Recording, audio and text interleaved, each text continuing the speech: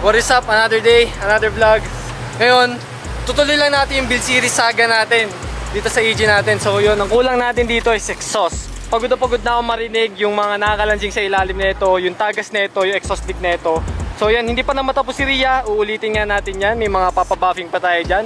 So ang dala natin ngayon, EG tapos si Flex yung nagdadrive ng 86. So ipapa-exhaust natin to parehas at babalik tayo sa night review. So kung napanood nyo naman yung vlog natin doon na kung saan pinagawa natin yung muffler, ngayon naman kakapit na nila yung scalp. So yun, para lang matapos yung problema ko dito sa may mga kumakalansig sa ilalim, may mga exhaust leak. Bukas makikita nyo yun, babalik tayo doon. So ibabiyahe lang natin to kasi hindi ko talaga siya kayang ibiyahe bukas ng tanghali kasi napakainit, wala pang aircon, traffic, tapos syempre wala akong power steering. So sana maging okay lang ngayon lahat. Hindi ko pa ito nabibiyahe ng malayo, bukod dun sa nag-tarlac tayo, pero after nung ma-rebuild, hindi pa kasi wala pa sa tono to, kaya bawal pa nating hatawin, So yan, kasama natin 86 ngayon, papagawan din natin ito ng muffler.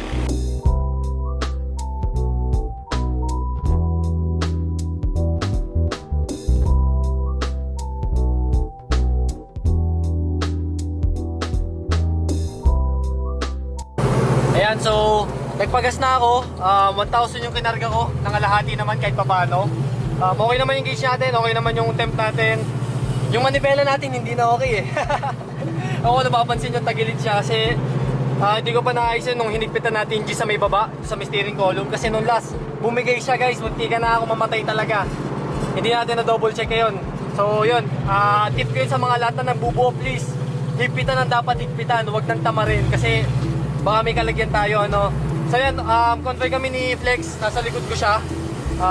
Ewan ko lang kung naririnig yung mga kumakalansing na yun,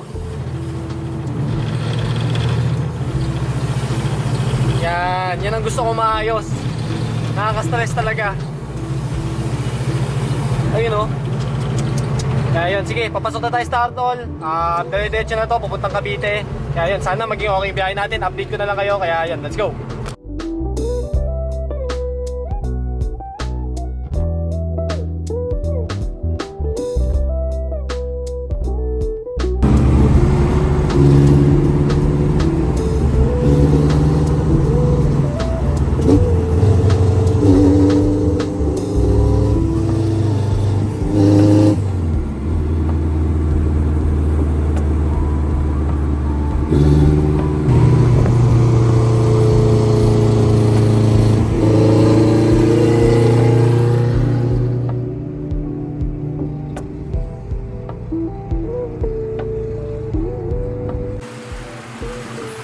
Grabe naman! Uy, ganda pre!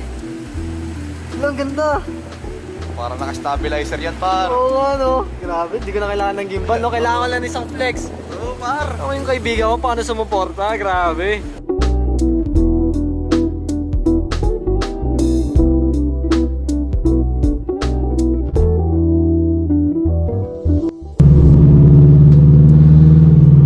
Yan, medyo malapit na tayo.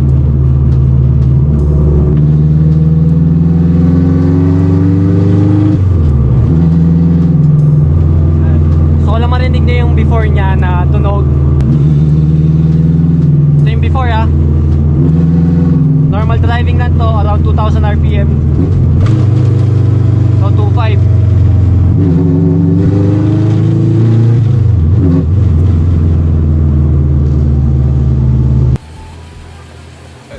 Yan, si Ria, okay na. Say na ako dyan kasi magkaka-exhaust na siya ng matino. Yan.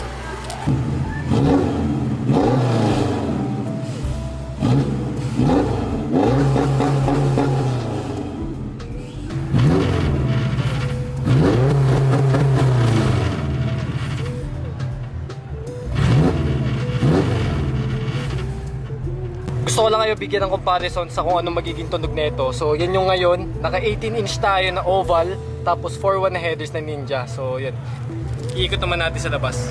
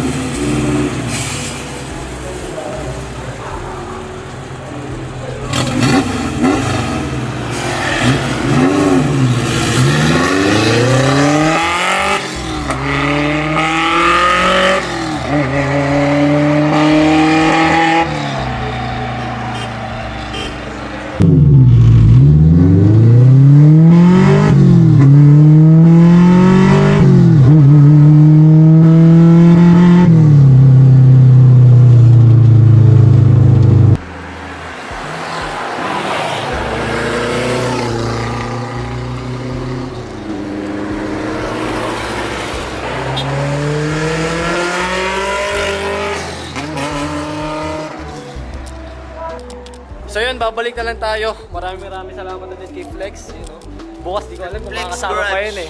Kasi ano na siya eh, daddy na eh. Kaya daddy duties. Bukas na lang natin itutuloy. Babalik ulit tayo dito in 3, 2, 1. Ayun guys, nandito na ulit tayo sa Night of Views. Excited ako. Dumating ako dito, medyo late na kanina. Pero, ayan, tapos na. At hindi ko pa siya ini-start kasi gusto ko talaga siyang pakinggan at makita yung genuine na reaction ko sa ginawa nila Kuya Ronaldo dito. Ano. Medyo busy ngayon dito, may Mustang na ginagawa, may IS350 na ginagawa. Ayan. All South t-shirt pa si Yenad, ano? Ito yung before. Ito nyo naman. Ayaw na lang magsalita pero and ito yung ginagawa nila ngayon.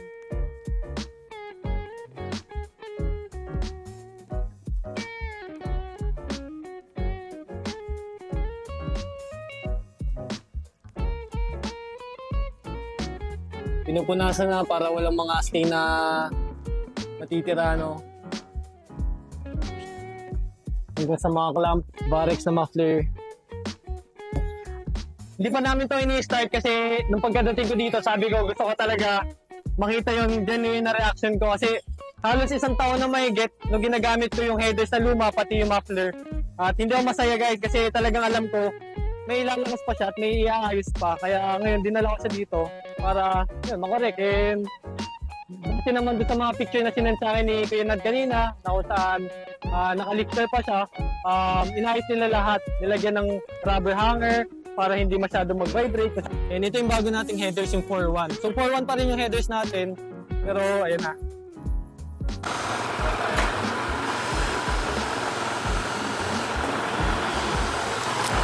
Kapaltan din natin ng mga bagong ano yan, hardware, bagong radiator, bagong valve cover.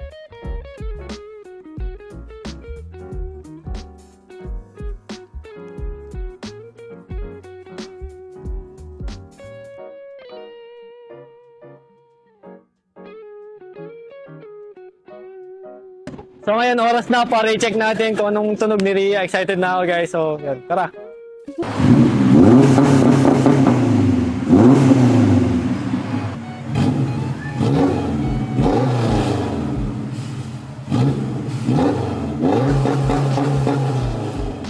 Ngayon, excited naman ako na testing siya ngayon sa daan. Ano? So, syempre magkaiba yung tunog kapag binobomba mo lang sa mismong tunog kapag pinapabitek na natin. So, kailangan natin ng bitek ngayon. Siyempre, para sa inyo, pagbibigyan ko kayo, kaya yun.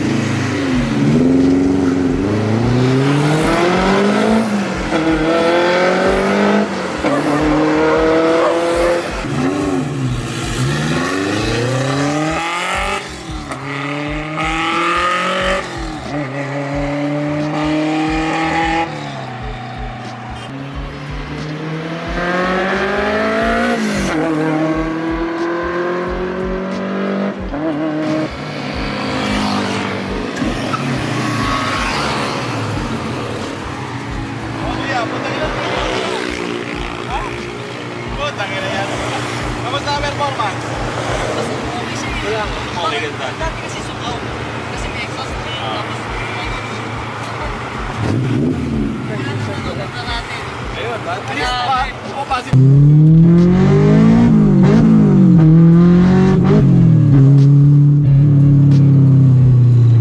Naninibago ako.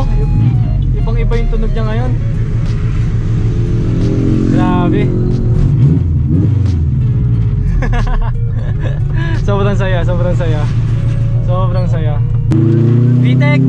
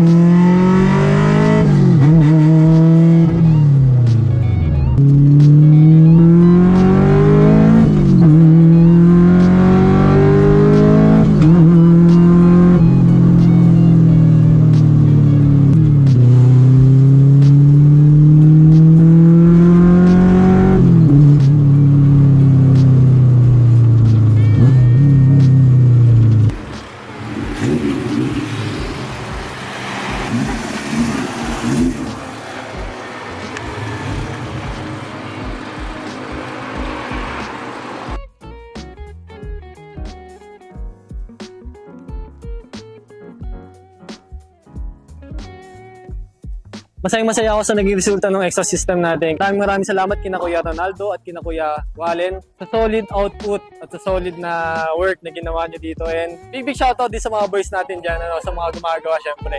Happy na happy ako. Yan, titignan ko lang si Ria ngayon, pinagmamasdan ko lang. Unti-unti yung pangarap ko, nabubuo na.